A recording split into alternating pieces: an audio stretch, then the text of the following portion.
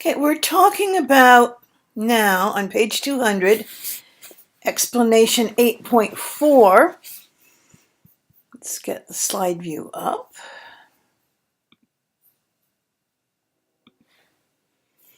And using modals and phrasal modals or modal-like expressions to express permission or prohibition. Prohibition is saying, no, you can't do something.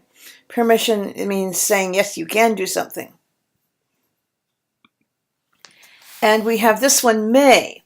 The landlord may enter the apartment in case of an emergency. The tenant is the person who is renting the space. The renter may not leave items in the hallway.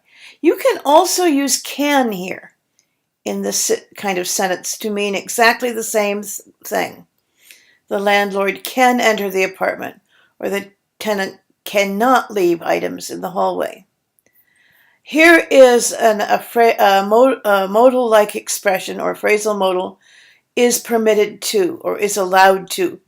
The landlord is permitted to enter the apartment in case of an emergency.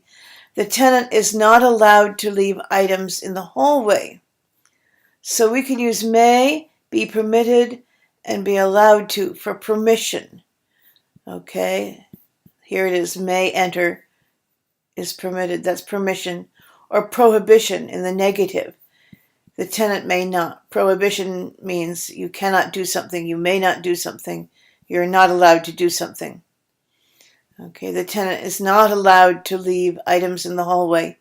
And we often see may used in legal documents like a lease, when it says what you may do, what you're allowed to do, or what you may not do, things you're not allowed to do.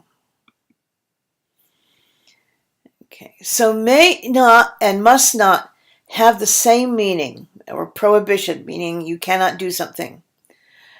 Tenants may not park behind the building. Tenants must not park behind the building. We can also say tenants cannot park beside the building, but in a legal document, you're more likely to see may not or must not. Okay, shall is a modal that we really don't use very much, but we use it in legal documents to mean may not or permission or prohibition. Okay, the tenant shall not change the locks means not allowed, not permitted, without the owner's permission.